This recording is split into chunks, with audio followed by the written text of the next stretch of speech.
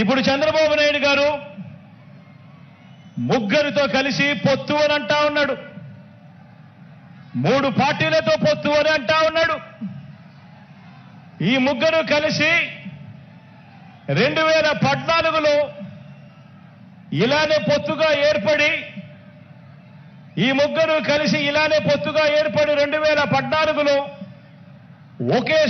ఒకే stage మీద కూర్చొని వీళ్ళంతా కూడా భాషణలు ఇచ్చారు, మీటింగులు పెట్టారు. ఒకే ప్రకటనలో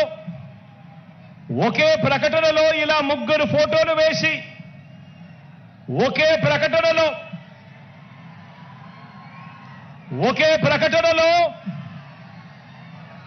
ఇలా ముగ్గురు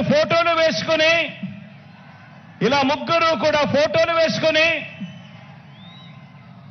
చంద్రబాబు నాయుడు గారి సంతకం పెట్టి ఇంటింటికి ఈ పాంఫ్లెట్ను పంపించాడు.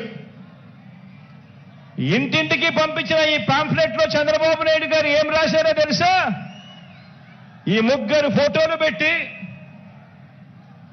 చంద్రబాబు నాయుడు గారు సంతకం పెట్టి 2014లో వీళ్ళే కూటమిగా ఏర్పడి ఇంటింటికి పంపించిన ఈ పాంఫ్లెట్ లో వీళ్ళు రాసిన మాటలు, రైతులకు రుణమాఫీ పైన మొదటి సంతకం చేస్తాను,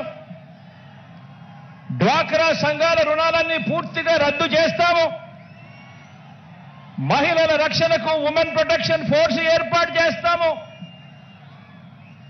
ఆడబిడ్డ పుట్టిన వెంటనే మహాలక్ష్మి పథకం కింద 25,000 రూపాయలు బ్యాంకు అకౌంట్ లో డిపాజిట్ చేస్తాము,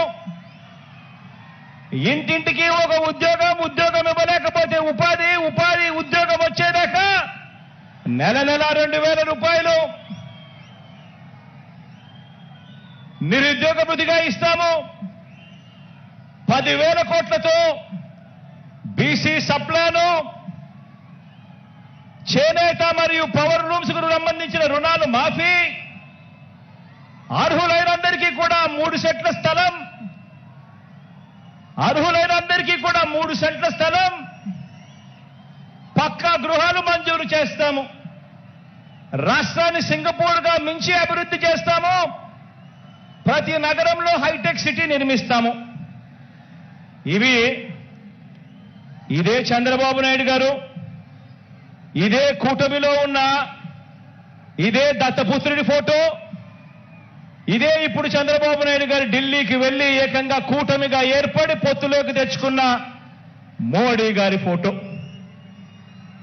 వీళ్ళు ముగ్గురు కలిసి చంద్రబాబు నాయుడు గారు సంతకం పెట్టి ఈ ప్రతి పాంఫ్లెట్ ను కూడా ప్రతి ఇంటికి చంద్రబాబు నాయుడు గారు పంపించాడు. ఇందులో ఇచ్చిన హామీలు ఏవైనా కూడా అమలయ్యాయా అని అడుగుతా ఉన్నాను. ప్రత్యేక హోదా ఇచ్చారా అని అడుగుతా ఉన్నాను. ఇలా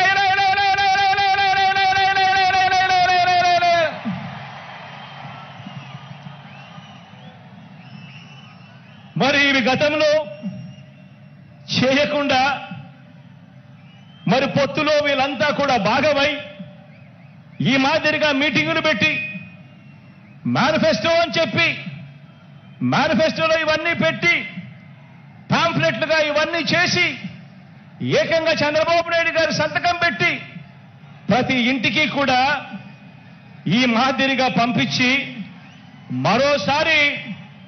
మరోసారి ఇదే డ్రామాను, ఇవే పొత్తులు, మరోసారి ఇలాంటివే ఇంతకన్నా ఎక్కువ హామీలు ఇస్తూ మరోసారి మోసం చేసేందుకు ఈ రోజు మళ్ళా చంద్రబాబు నాయుడు గారి పొత్తుల డ్రామాతో మళ్ళీ ఈ రోజు మీ అందరి ముందుకు వస్తా ఉన్నారు. ఆలోచన చేయమని అడుగుతా ఉన్నా. చంద్రబాబు నాయుడు గారు చూపిస్తా ఉన్న ఈ పొత్తులతో ఎవరికైనా కూడా ప్రయోజనం కలిగిందా అని చెప్పి ప్రతి ఒక్కరూ కూడా ఆలోచన చేయమని అడుగుతా ఉన్నాను. ఇలా రెండు చేతులు పైకెత్తి ఇలా